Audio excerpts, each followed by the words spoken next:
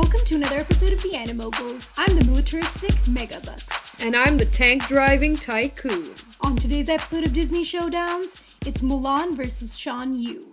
Now this showdown was pretty epic, because it didn't just involve Mulan and Shan Yu, but two ginormous armies racing towards each other. Only Mulan single-handedly decimated Shan Yu's crew. I mean, she was this newbie who took his victory away using one firecracker. For Shan Yu, that has to be embarrassing as hell. He's supposed to be this great general with decades of experience. Now, if you look at most people, their hair turns gray with age and experience. I mean, look at Obama after 8 years in office. Now, Shan Yu, his entire skin turned gray, so you can bet he's been at war practically his whole life. But somehow, he didn't see Mulan coming. And then, before he knows it, an avalanche falls on the Huns and they all die. Except they don't, because a bunch of them emerge from the snow an hour later. Yeah, how is that even possible? I guess they could have been cryogenically frozen, but since they were only in the snow for 5 freaking minutes, not enough time has passed. Plus, the science isn't there yet. Although if anybody could perfect cryogenic freezing, it's China. They gave the world paper, fireworks, and shrimp wontons, the 3 greatest inventions of all time. Now, Shan Yu spends most of the movie thinking that his main enemy is the Emperor. When he corners the Emperor on the rooftop, he's like, "Bow to me, Dumbledore!"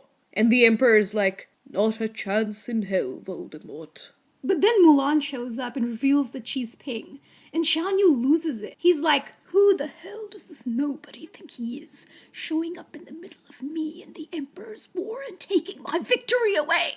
And it gets worse, because Mulan rescues the Emperor from being decapitated by Shan Yu, so she's outsmarted him twice now. So then they head upstairs to the Emperor's palace, where they have this dramatic showdown on the rooftop.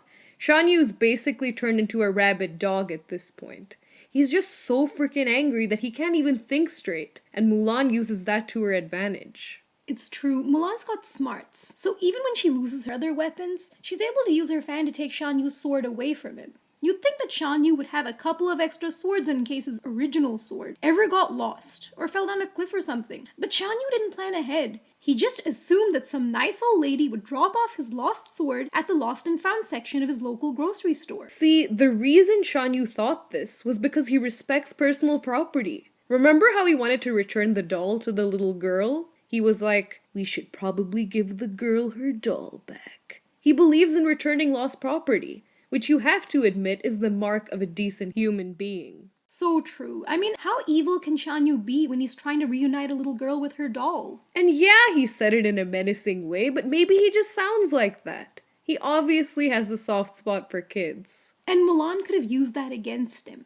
She could have threatened a small child to defeat him. Heck, she could have even held the doll hostage, forcing Shan Yu to surrender to her. But she's honorable, so she didn't use these kind of underhanded tactics. Exactly. Mulan used explosives, because she has a good track record with them. They worked for her before, so she pins Shan Yu to the roof with his own sword, and has Mushu go all Batman on him. Then Shan Yu explodes in a burst of fireworks, because that's a more interesting way to die than just falling off the edge of something, which has been done 100 times already. Now you have to wonder, what if Shan Yu went easy on Mulan because she was a girl? I mean, the Huns were sexist too. Sure, Mulan obliterated most of his army in one move, but maybe Shan Yu forgot about all that. Because when Mulan reveals that she's Ping, he finds out his bloodthirsty army of testosterone-fueled warriors was defeated by a girl.